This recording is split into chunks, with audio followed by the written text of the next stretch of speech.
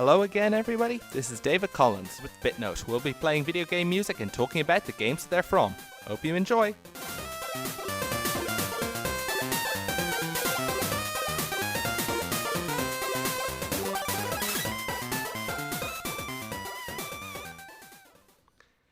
Well, hello everybody and welcome to the show. I've got a good show lined up for you this evening and a nice good selection of tunes. And I think I'll start things off by one that's not actually technically from a video game. Yes, I know, I'm going against the grain, the whole theme of the show, but I think I'm justified in this one as well. It's not technically from a video game, it's still from a piece of software, and it also plays into a lot of the early technology involved with making music, notably the MIDI format.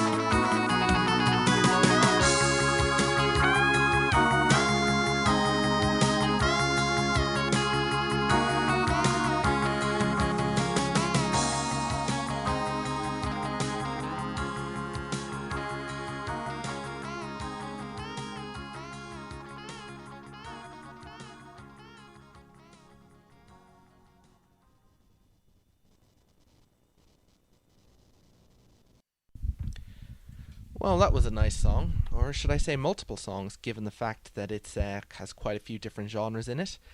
That was One Stop by David Yackley. Now, I said it wasn't from a video game, but it is from something that most of you have probably heard, or used in the last while. Can you guess what it is? Microsoft Windows by Microsoft. Yes, an operating system. I just played music from an operating system, and it was actually pretty damn good music for an operating system. I mean, operating systems, of course, have that chimes and a few sound effects here and there, but nothing quite like this. And the reason you probably don't recognize it is because you never actually played that music. When you're actually using Microsoft Windows. I mean, some people have joked that this is the music you hear when you beat Windows, which is actually pretty fun. But no, it never actually plays. The only reason that people actually know it is because they actually found it on the, after they've installed Windows, they actually find it on the hard drive. It is at location, if you want to try it out for yourself, it's at location on the C drive at c/windows/media/onestop.mid. And if you're wondering which version of Windows it's on nearly all of the modern ones. It started out on Windows 95 back in 1995. And yes, I just checked it with the most recent version of Windows, Windows 8. And that's probably the last time I'll be mentioning that OS on this program. And yes, it's been on all of them. So nearly every modern version of Windows, you got that tune on it. So, and it's on pretty much every version. So pretty neat, all right. The type of music is, it's kind of nice little synthesized and everything. It's actually a MIDI file. Now, MIDI files are actually pretty interesting. Instead of storing audio, the audio has like a set of recordings, like audio waveforms. It's actually a set of instructions. It's like sheet music. It tells you which instruments to play at which time, and then this MIDI gets played on every different computer, and then they look up which instruments to play, and it's actually the computer that actually plays their own instruments, that actually creates the actual sound and the waveforms and all the, basic sine waves, waveforms that actually provide the vibrations of the sounds we actually listen to. This means that each different computer, if they have got a different MIDI player, will actually play the sounds slightly differently, because even though the MIDI file is exactly the same, even though the instructions of the instruments they have to play is exactly the same, each computer or each MIDI player will have a slightly different library of music sound effects. So, I was playing that onestop.mid on a Linux system and it sounded one way. But I realized, for all you guys out there, you would want to hear it as it was meant to be heard. So, the sound you just heard was played from Windows Media Player on a Windows operating system, so it's probably heard just exactly how it was intended.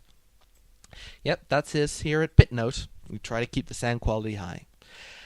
As for why the sound is there, it's probably just to test out the MIDI devices, and I'm not actually sure why it was composed. MIDIs used to be a pretty big part of video games. I mean, even old consoles used to have their own slightly different, variation idea of MIDIs, where the cartridges would tell you which instructions to play, and then the sound card would try to synthesize it. But even a lot of old DOS games and PC games just you basically had to, when you installed the game, you had to configure the sound, whether you wanted ad-lib or sound blaster, which basically determined whether or not you actually heard anything.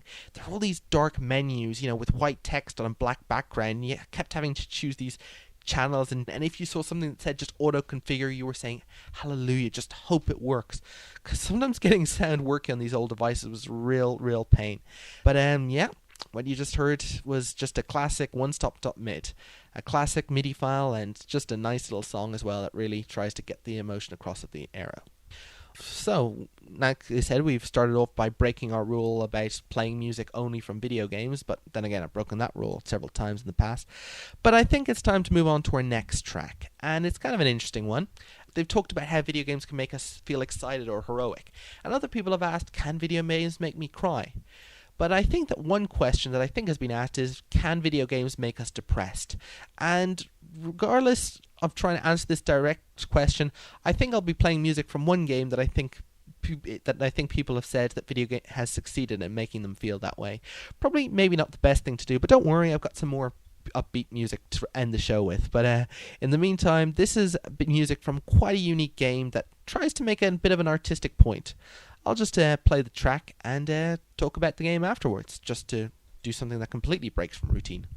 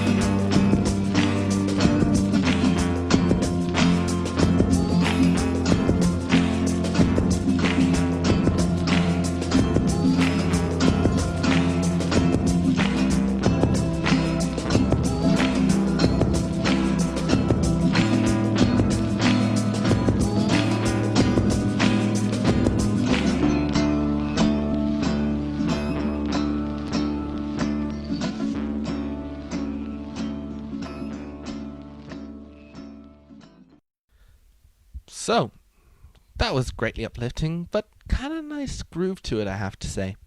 That was from Every Day the Same Dream by Molla Industria and specifically Paolo Perdursini. The music there was by Jesse Styles, and it doesn't seem to have an actual title. So, Every Day the Same Dream. It's actually a flash game you can play online, so it's pretty easy to play. Just do a quick search from it, Every Day the Same Dream, play it, and you'll be away in a hack.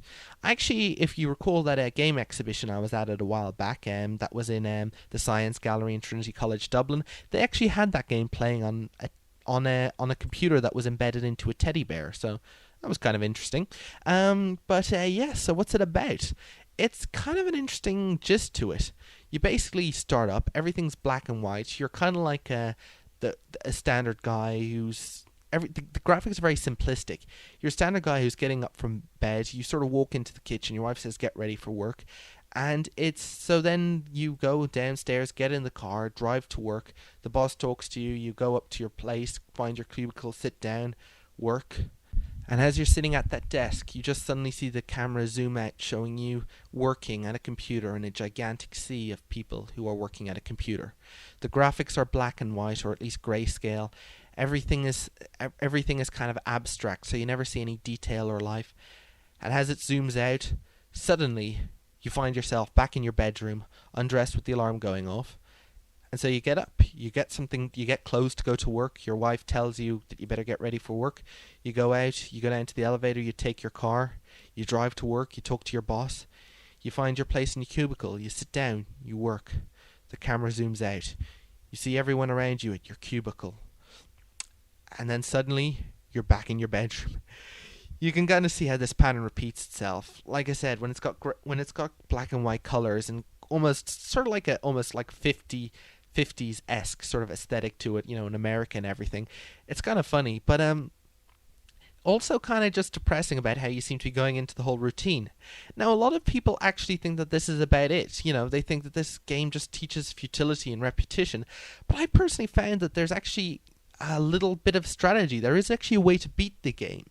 And that's kind of one of the interesting things about it, because while it seems to be teaching about going in an endless cycle, if you go off the beaten track, if you try to go in a different direction, if you shake up the routine a little and try to see ways of doing something that's slightly different from what you normally do, suddenly the script kind of goes off track just a slight bit.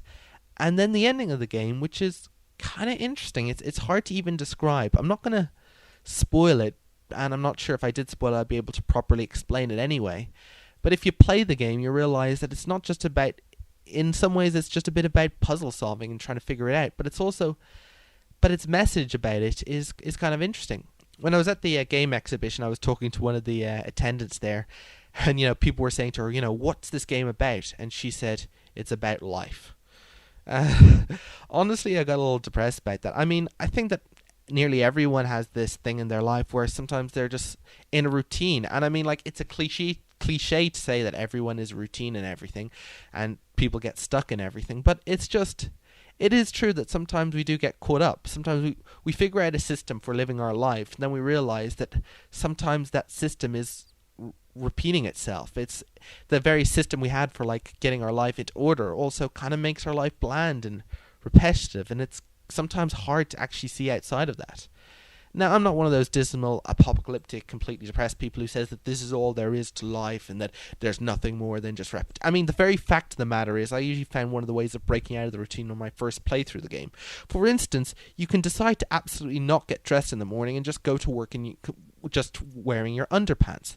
I thought that was a pretty exceptional idea. You get fired, but apparently you suddenly find yourself in a bedroom and repainted, but it's kind of stuff like that. I mean, I'm not saying that if you're stuck in a routine you should go to work in your underpants, but if you do, please make a blog post and take photographs about it so the rest of us can see, because I would find something like that incredibly amusing. So, to summarize, Every Day the Same Dream, just do a search online and you can play it in your web browser with no problems. And it's kind of nice to see. It made the rounds a while back, but it's kind of nice to see games do something a little different and kind of weird, but have a go yourself and form your own opinion on it. It's a nice game. It's an interesting game in and of itself. Alright, it's time for our next music track, so I'll just play it and then talk a bit about the game it's from. great. I do a whole thing talking about how routine things get and boring, and then I end up repeating one of my most commonly used cliches. I don't know. I just don't know. But I do enjoy doing the show, so don't worry about that.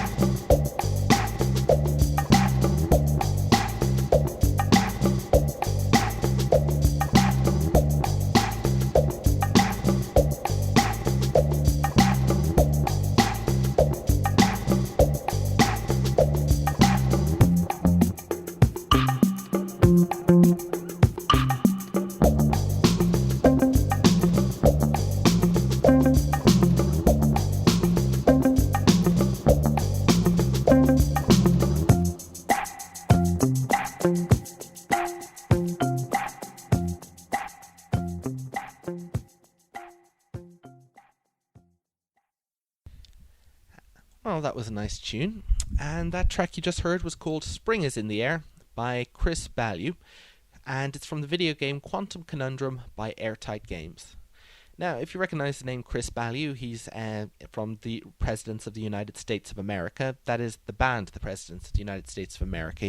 I don't believe he was ever actually a president. I think I'd remember that part. But essentially, they've made a good few songs, and he's largely responsible for the whole soundtrack of this game. So he's got a lot of ambient themes, but he's also got one really cool song at the end of the game, which is called Flip a Switch. And I'll play that at the end of the show, trying to resurrect the tradition I have on this show of playing ending themes to end the show with, and something that I kind of had a little trouble maintaining, but don't worry, you'll hear it. So, Quantum Conundrum. It's a fun little game.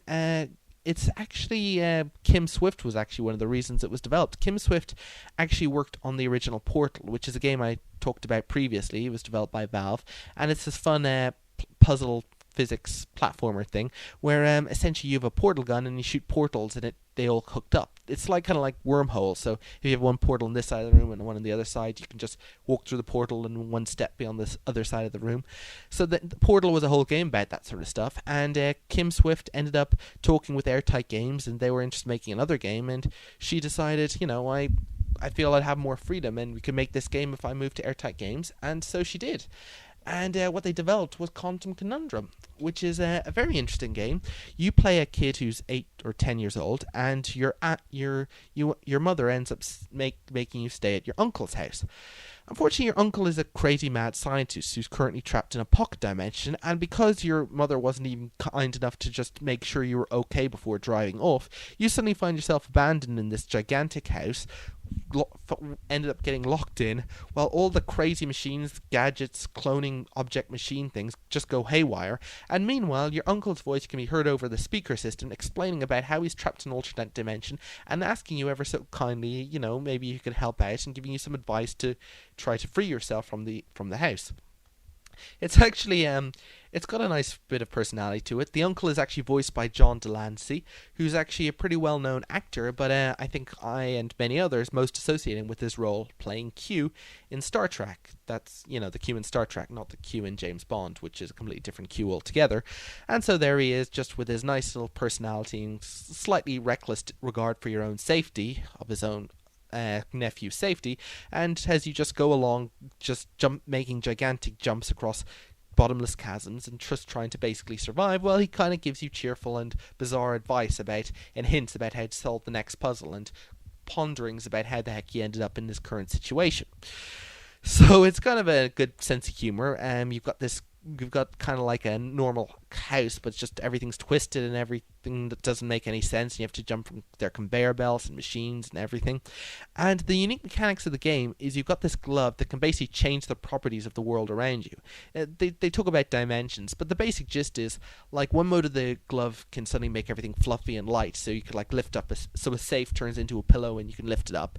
There's another one which turns everything really heavy and rigid and impenetrable by lasers, and yes, they are a bunch of lasers in this game that destroy objects, so you can see why your uncle seems to have a slight disregard for your own safety in this game. But yes, there's another one that turns everything into slow motion, which is pretty cool, because then if objects are being hurled through the air, as they are frequently in this game, you can slow everything down and then jump on them and then jump from object to object, and it's kind of like a first person platformer game. And then you got the fourth thing will actually reverse the gravity of everything. So you could like stand at an object, reverse the gravity, and suddenly the object moves up like an elevator.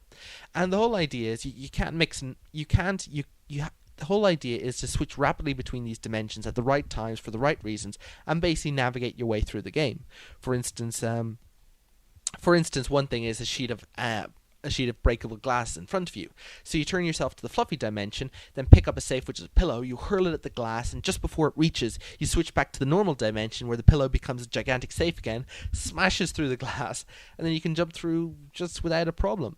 And there's a lot of other stuff like that. Like, for instance, with the slow motion dimension, there's a gap, so you throw an object into the gap, then you slow it down, and suddenly the object slows down, and then you just take a running jump on the object in slow motion, and jump to the next section. And of course, how you throw these combinations is also a lot of fun.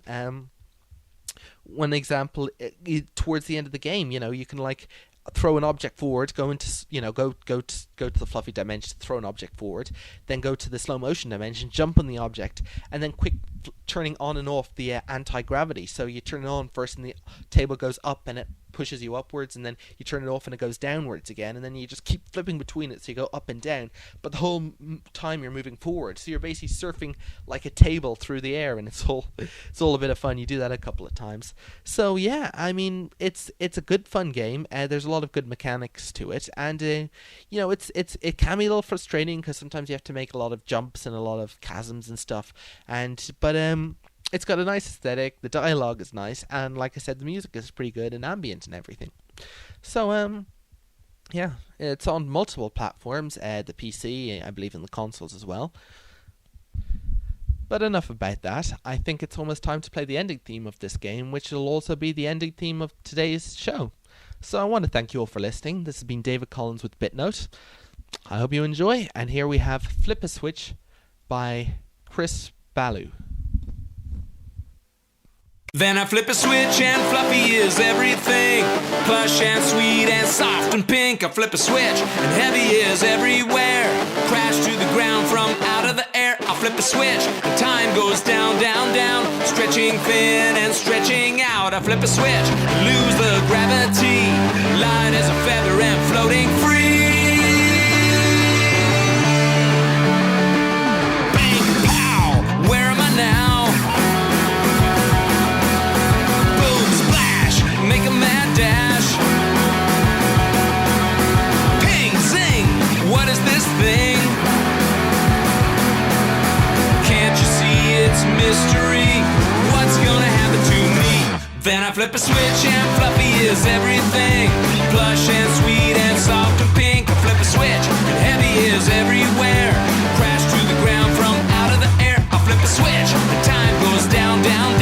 stretching thin and stretching out. Then I flip a switch and lose the gravity. Light as a feather and floating free. Shiver, shake, what will it take? It might explode, so I better go. Bam, boom, I gotta get through. Can't you see it's a mystery? What's gonna happen to me?